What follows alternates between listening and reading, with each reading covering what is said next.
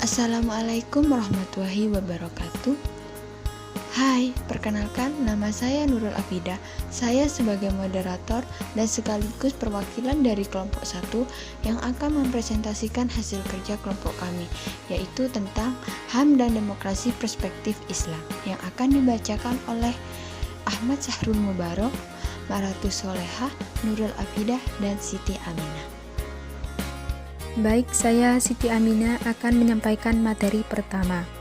Pengertian HAM, hak asasi manusia.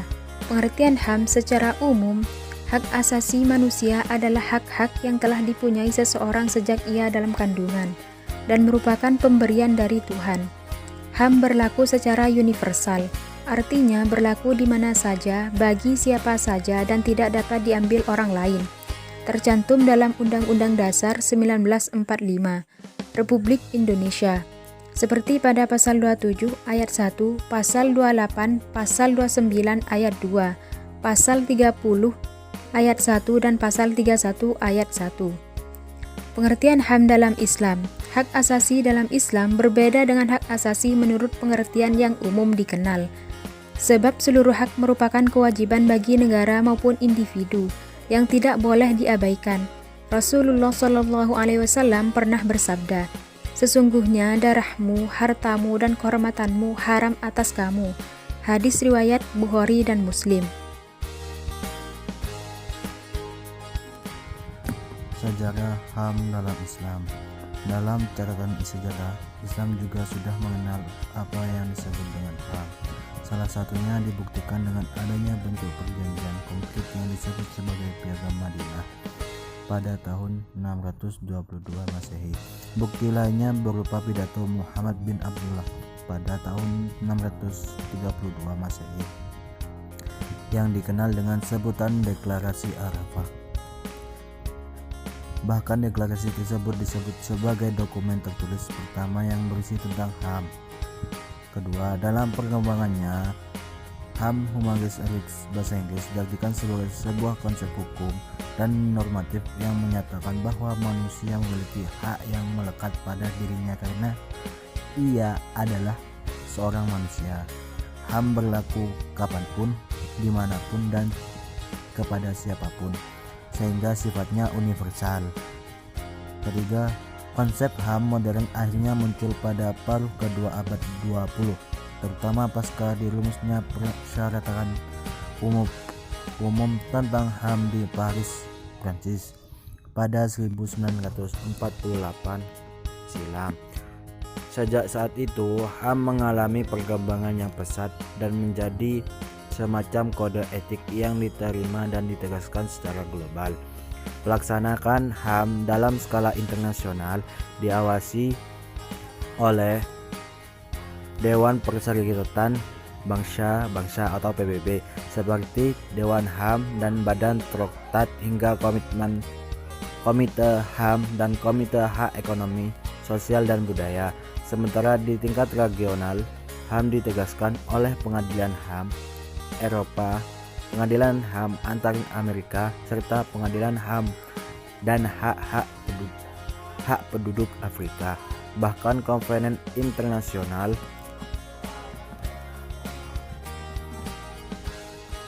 tentang hak-hak sipil dan politik hingga hak ekonomi, sosial dan budaya sendiri sudah diratifikasi oleh hampir semua negara di dunia termasuk Indonesia. Bahkan 4 negara di kawasan Asia Tenggara, yakni Brunei Darussalam, Indonesia, Malaysia, dan Singapura, diwakili menteri agama masing-masing, sepakat mewujudkan resolusi yang meneliti 7 poin tentang HAM dalam perspektif Islam.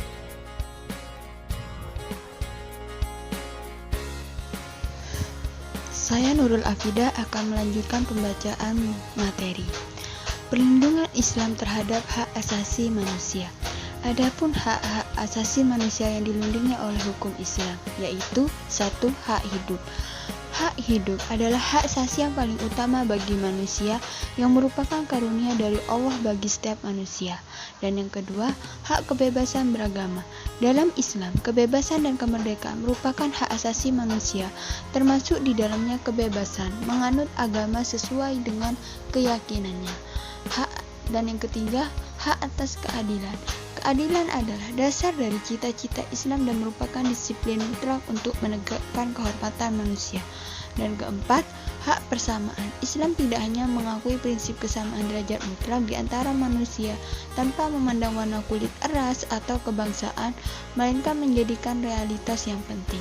Dan yang kelima, hak mendapatkan pendidikan. Setiap orang memiliki hak untuk mendapatkan pendidikan dan pengajaran. Dan keenam, hak kebebasan berpendapat. Setiap orang mempunyai hak untuk berpendapat dan menyatakan pendapatnya dan dalam batasan yang ditentukan hukum dan norma lainnya. Yang ketujuh, hak kepemilikan. Islam menjamin hak kepemilikan yang sah dan mengharamkan penggunaan cara apapun untuk mendapatkan harta orang lain yang bukan haknya. Dan kedelapan, hak mendapatkan pekerjaan. Islam tidak hanya menempatkan bekerja sebagai hak, tetapi juga sebagai kewajiban. Bekerja merupakan kehormatan yang perlu dijamin. Baik, saya Maratu Soleha akan melanjutkan presentasi selanjutnya, yaitu pengertian demokrasi perspektif Islam. A. Pengertian demokrasi secara umum. Kata demokrasi, yang bahasa Inggrisnya demokrasi, berasal dari kata dalam bahasa Yunani, yaitu demos yang artinya rakyat, dan kratos berarti pemerintahan. Dalam pengertian ini, demokrasi berarti demokrasi langsung yang dipraktikkan di beberapa negara kota di Yunani kuno. Dengan demikian, demokrasi dapat bersifat langsung seperti yang terjadi di Yunani kuno, berupa partisipasi langsung dari rakyat untuk membuat peraturan perundang-undangan, atau demokrasi tidak langsung yang dilakukan melalui lembaga perwakilan. Demokrasi tidak langsung ini cocok untuk negara yang penduduknya banyak dan wilayahnya luas.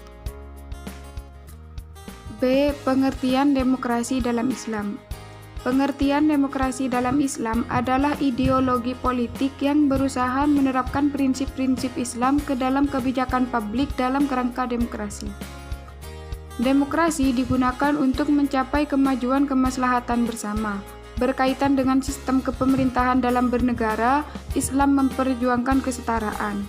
Kaidah-kaidah kepemerintahan dalam Islam menekankan prinsip kesetaraan.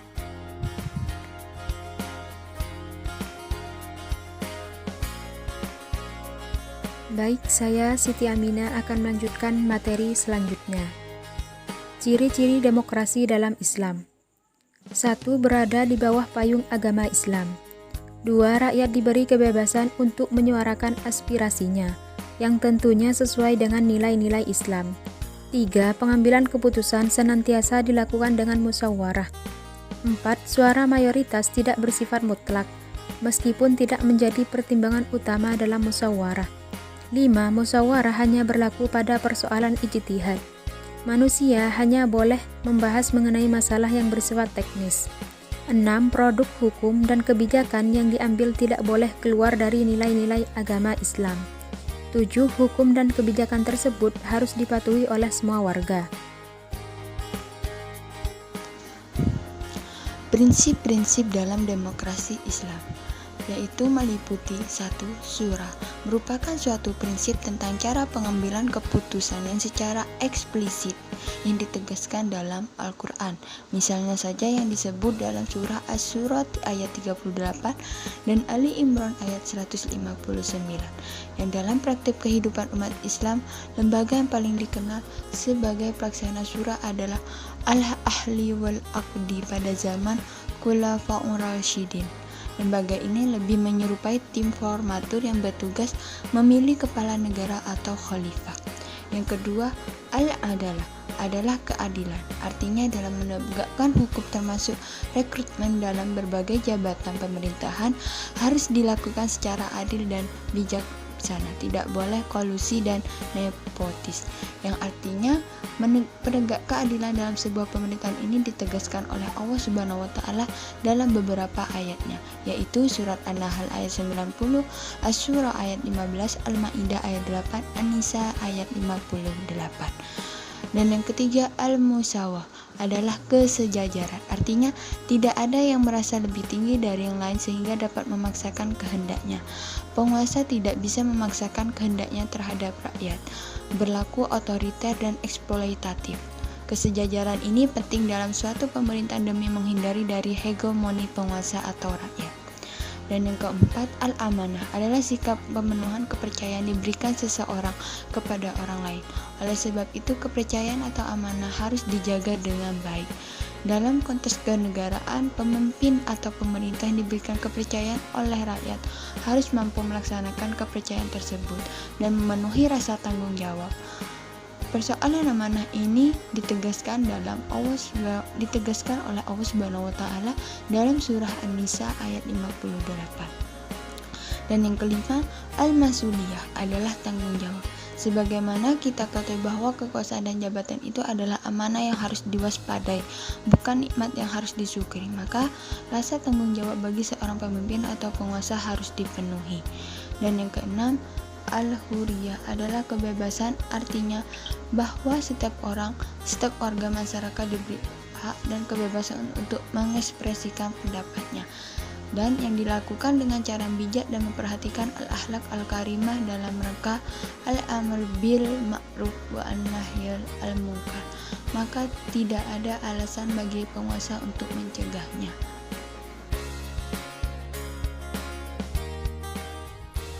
Keterkaitan Islam dalam demokrasi. Dalam pandangan Islam, masyarakat memiliki hak untuk menentukan nasibnya sendiri. Dan dalam pemerintahan Islam, mereka dapat menghirup udara kebebasan personal dan sosial. Akan tetapi, Islam tidak menerima sebagai wacana demokrasi yang dikembangkan oleh Barat. Dalam Islam, apabila suara mayoritas bertentangan dengan kehormatan dan kemuliaan atau karomah manusia, maka suara mayoritas tersebut tidak bernilai apapun dan juga tidak memiliki legalitas dalam pandangan Islam. Banyak wacana lain demokrasi lebih baik dan menawan dipraktikkan dalam Islam ketimbang apa yang dijalankan Barat. Dengan kata lain, agama dan demokrasi tidak bertentangan secara keseluruhan, juga tidak sejalan secara keseluruhan. Pada hakikatnya, apa yang diterima Islam adalah demokrasi agamis. Terima kasih. Baik, sekian dari pembacaan materi kelompok kami. Terima kasih atas perhatiannya. Kurang lebihnya mohon maaf. Wassalamualaikum warahmatullahi wabarakatuh.